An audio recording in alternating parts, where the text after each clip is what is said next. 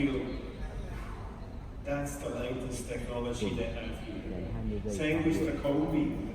That's what I like a lot, so I can explain much better the anatomic situation for patients when they are sitting at the screen with a cone-beam, and I explain everything what is needed and so on. So you see, he took now the upper jaw, he took the mandible, now he's doing the matching, so he can do the occlusion. So he goes to the side, and you see now the machine is trying to put them together. It's done. I'm not sure that it is so quick, because this is a commercial, as I said. So they come up here and say this takes less than a minute to do everything. I think that's not realistic. I would say most often, say here, 40 seconds. Right, that's a commercial, that's for sure. So I would say they normally it takes about 5 minutes to do that job. This is the IDS we just had, which, according to my daughter, a little disappointed. She was not intrigued too much compared to 2 years ago in 17. For the field we are doing, you see these intraoral, also these computer matching, so the major progress was done in 2015 and 2017. Each time a step in the technology provided by industry, so that journey was very nice. This is now the workflow we have, and this is the workflow we are using since 2018. You see, we have a diagnostic phase, which is here, and then we have a treatment planning phase, and then we have a surgery phase, then the laboratory, and finally the prosthetic. And you see here we have the cone-beam file, and we have the STL file from the intraoral scan. I will show you how to do the planning then.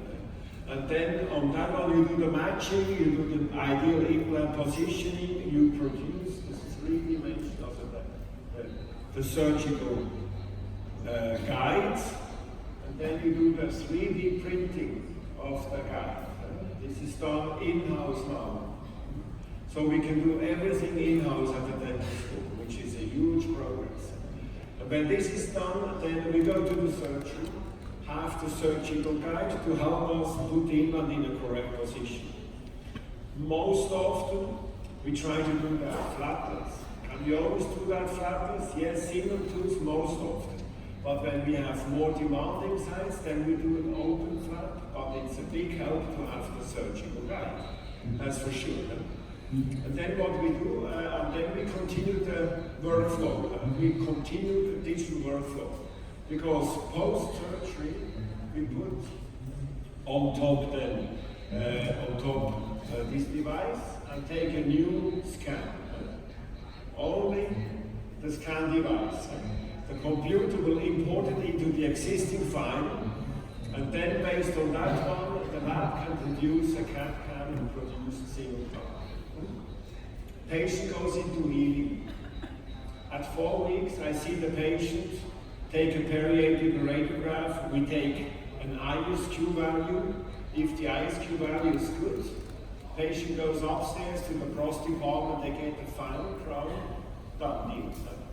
That will be the future of implant dentistry in 5 years, I'm sure. By then, we have enough documentation to say it's evidence-based. At the moment, it's not. This is in a phase of trial and error, and now we're going to start in the next 3 months a big clinical trial to document 100 consecutive cases to see how often it works like this. And so, okay. So the questions we have at the moment, you see, how precise is that system? How is the clinical handling? Do we have differences between different clinical scenarios? Single tooth, so we have on each side, you have an adjacent tooth to support your surgical guide. Free saddle situation, so you have a natural tooth and then an implant and an implant. That might be different, we don't know yet. And then we don't know, is there a difference between open flap and flapless? There's a lot of questions. Okay. And then of course the question will be, is the additional time you spend on the whole planning, does it make a difference to the patients? Because if you charge the additional planning, it will increase the cost. So, and the last question is this just a marketing hype by companies?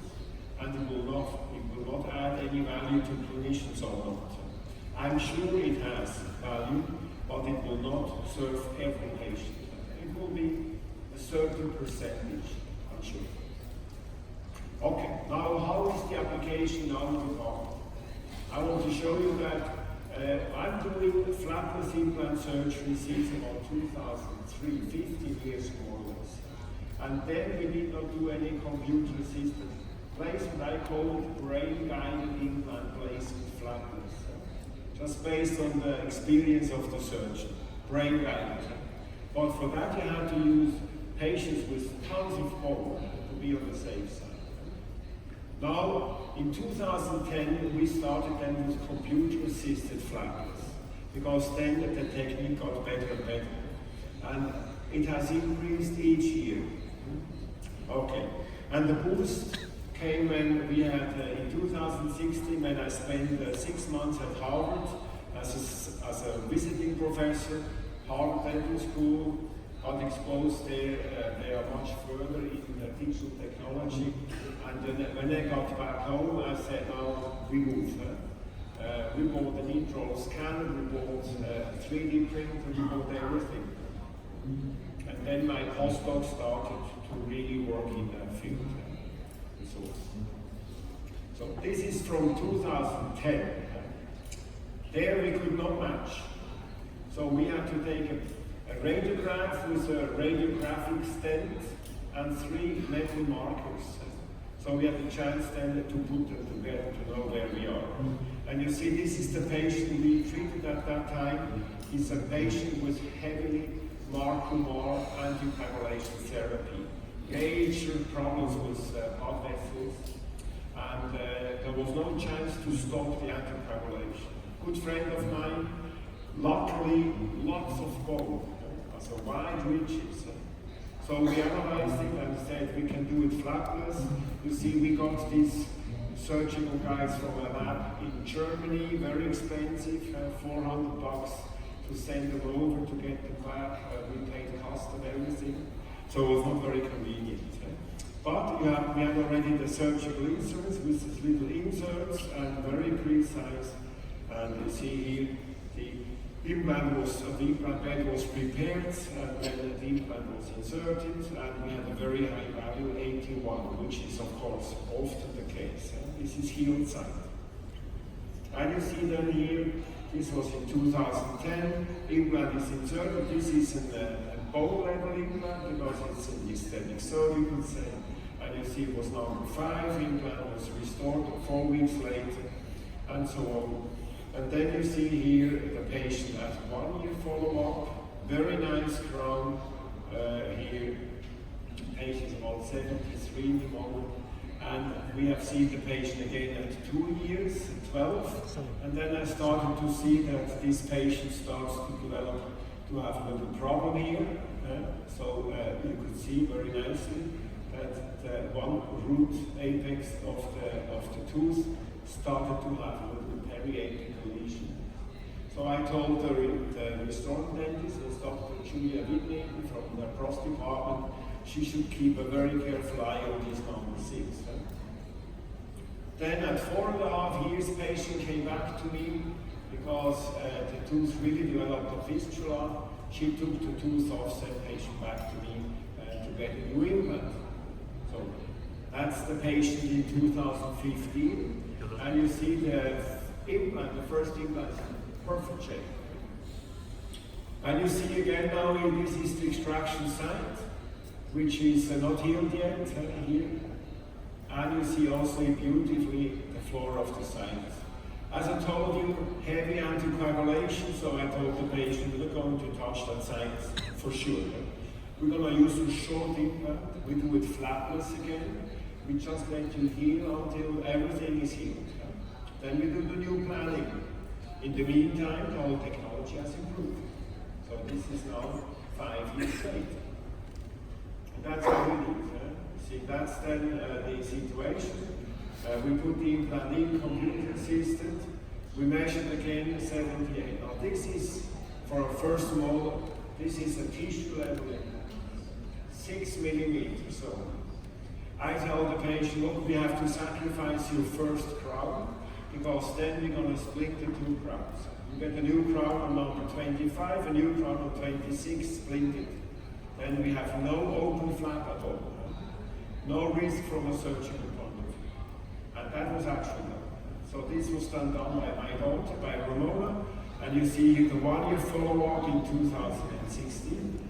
You see 6 years, the first implant, the 6 millimeter implant, 1 year follow-up. So I have to see where the patient is. He is most often now in Berlin. That's why I don't see him frequently. He loves in Berlin the arts and the theaters and the music, and he mainly lives there.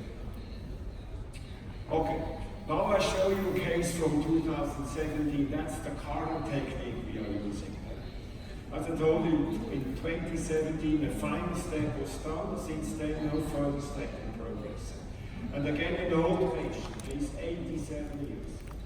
He has on the other side an implant in place for 10 years. He's a previous professor of medical faculty in eye surgery. A very nice man. And you see in private office, the tooth number 46 was removed and then sent to me. And you see the reach is very wide. I told him we wait 6 months, then we put an implant in the healed side. But we do it this time computer assisted. And you see that's the other side. This implant is at that time 8 years in function. That's how we want to have it, as I mentioned before. We want to have implants that has a thick palate lingual and a thick buccal wall. Just a standard placement, slight, minor open flap at that time. So we analyze the site again, and you see now here the cone beam of course the area 46, and we do the planning. You see here a screenshot from the screen. So intraoral scan, the DICOM file from the cone beam, STL file from the intraoral scan, then you match. And I will show you how to do that. And then based on that one, you put your implant in. And then normally when this is done by my collaborators, then they take a screenshot and send it to me to my laptop. And then I say, I want to see the position. And then I tell them, no, that doesn't work. You see, you have to move the implant 0.5 millimeter further down, whatever, or I go to the screen and we do it together. And then if everything is agreed, then we do a 3D printed surgical guide. So this is very nice. Here you see the planning. What is the ideal position?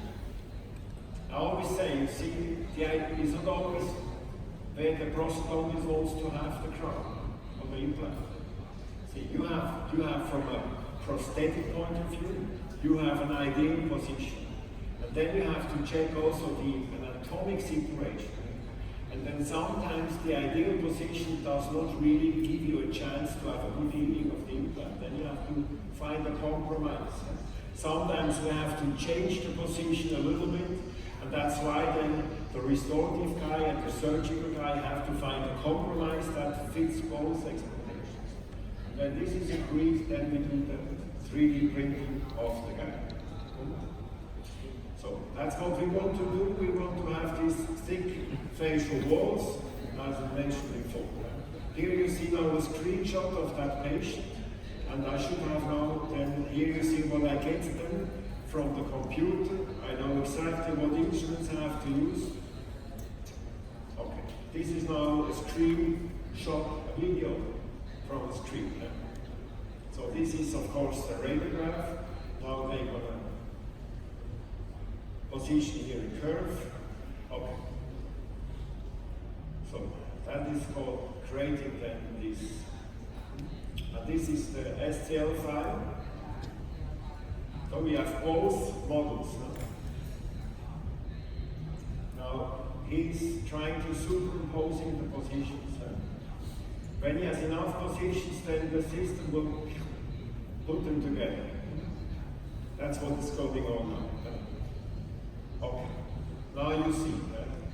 So he has a chance to look at it from all directions. Then he will define where goes the implant. So he says the implant goes into area 46. Here you see then the situation. So he can change the crown, of course, modify that. You see where the access hole will be for screw retain restoration.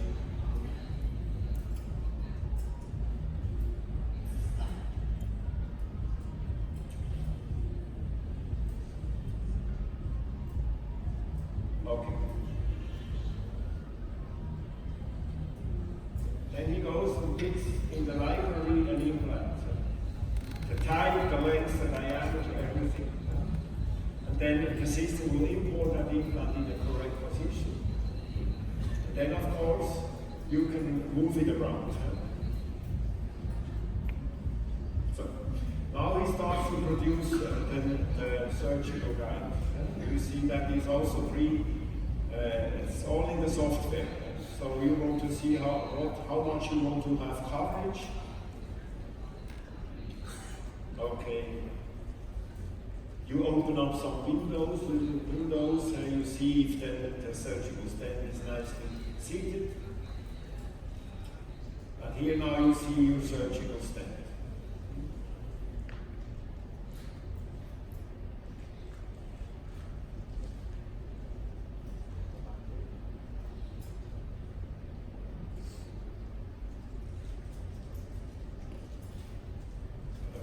So slow.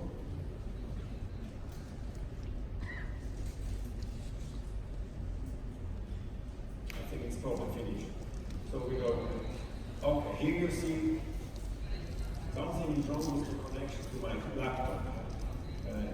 But now it's gone. So this. Now you see here, these are screenshots, and you see how the surgical stent is produced. And now this is then the 3D printed surgical stent. That comes from the technical lab downstairs, or comes from a site. He's drawn his handpiece, and then you get it. So normally I recall the patient in prior to surgery to see if it fits well. If it fits well, then it just falls in place. Very precise normally, but not always. Very careful. Okay. Then we go into surgery. These are the windows, a little bit opening, so you see it completely. Okay, now we go into surgery, and you see now the patient, 87 years of age. See, that's the setup we have. You see the mucosa, you can cut through the surgical guide, or you do it by hand. That depends how much keratinized mucosa you have. Sometimes when there is not a lot of keratinized mucosa, we often take a little mini flap on the buckle and move it to the side. I don't want to cut off very valuable keratinized mucosa. You see the mucosa is mobilized here. And then you see the preparation goes through these insertions like a spool. And you go fully down.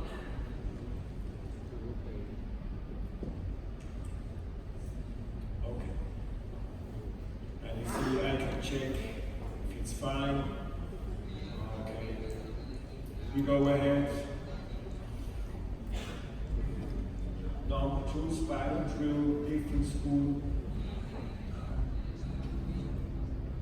When it's critical, I take a periapical radiograph after the first preparation. This is then the next one. See, this is very easy.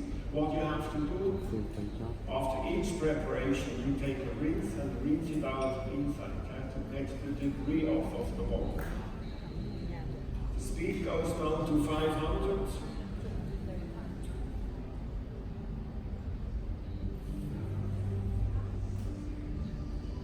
Okay, this is the largest one, number 4. This is 4.2 millimeters. In my experience, you have to pre-tap these sides. because the precision is so good that there is a lot of friction. Water is either rinsing here. So here is the usual view, enough keratinized tissue on each side. Okay. And then here the implant goes in place. When it's a narrow, a regular neck implant or a bone level implant, you can put them in through the guide. When it's a wide neck implant, you cannot do that, it's too wide. And you have to do that freehand. Okay, you see now the implant has been inserted and this is already placed a healing cap on top. So this is the periapital 10 mm implant, wide body and a healing cap of 3 mm. So very easy surgery for an 87-year-old patient. And here is then what they produced upstairs. They took an impression again, a scan, and then this CAT scan produced crown has been fabricated in the lab. In the meantime, patient comes in at 4 weeks, and we take an ISQ. ISQ is higher than 70. Crown goes in place. Patient is treated. That will be the future, as I said, in implant dentistry for certain applications, not aesthetic sense. In the aesthetics, you cannot do that because the aesthetic result will not be good enough. But in posterior sides, I'm sure this will be the standard of care in 5 years. We have to establish the evidence so that you know you can move. I would not move now tremendously in the moment. I would wait until we get the studies published. And then ITI has a next consensus conference, I guess, in 3 years. Then when this then is done, probably then the results will be available and then the information will be in these kind of applications. It has the standard of care. So here you see the screw retainers, and here you see the patient. 1 year follow-up, the patient is doing very well, and he's very pleased. He told me that this side was easier than the other side. What is the conclusion? The conclusion I wanted to show you, in posterior sides, we follow surgical principles for more than 20 years now. And they really have shown us excellent long-term results. Okay. We try to do a low trauma surgical technique. We do an implant placement in an appropriate prosthetic position. So we call it restoration-driven implant placement. We want to achieve primary stability. And when there is bone defects, we do a bone application which will be shown tomorrow. Very important. Okay. Then the tissue level implant is still the workhorse in daily practice. Until we get a bone level implant with a machine neck, I'm not going to change this. I would be stupid to change it. I want to keep the top level of long-term stability because of the hybrid design with a machine bone. Very important. The study by Dirks has beautifully shown this. Much less complication rate when you have a machine surface. Okay, we have 5 studies with 10-year data. This is probably not correct anymore. Only 3 papers have been published. I have to change that. I see that. Okay, here. Bone level is mainly used for aesthetic single tooth replacement. Very important. Okay, the most often used tissue level implant is the standard diameter with 10 millimeters of length. That's for sure. Okay, then the development of short and diameter tooth implants has widened indications. I mentioned to you when to use.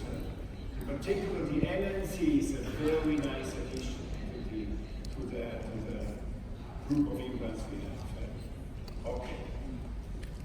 When we have an ideal situation, we can do it flapless, and this is percentage-wise increase in the long term. I love to do that in first molar cells. Extraction, socket grafting. We try to do it with 4 months of healing, flapless placement, computer assisted. If that works, then this is a major breakthrough. Because all these implants will be done flapless, or most of them will be done flapless with computer assisted. Okay. Today we are about at 5% of all cases, but this is going to increase for sure. It's just a matter that we do very carefully and not causing additional failures. Okay. The concept of early loading is well established now in posterior science, most often 4 weeks of healing. And that is based on the development with the surface technology. SLA is the best surface on the market. I think we can say excellent preclinical data, excellent long-term data now. There is no surface so well done like the SLA surface. It has been copied by many other companies. And so there, in particular in that field, this collaboration between the scientific world and the industrial world was strong at ITI Phones has really paid off tremendously. Well, a lot of the research was paid by ITI Research Foundation. Very good. 4 weeks is a routine.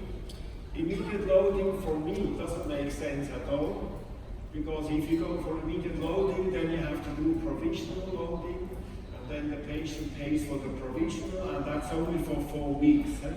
We know from the studies this is going to increase the failure rate by about 3%. You pay for that phase and increase your risk. That doesn't make sense for me. So that's why I'm not using immediate loading in posterior science at all. When we select these cases for 4 weeks, we always measure ISQ. Very important. ISQ is an important tool. I will show you that ISQ is important also in the posterior maxilla for implants with sinus for elevation procedures. Okay, now we have a coffee and tea break. I don't know if you prefer tea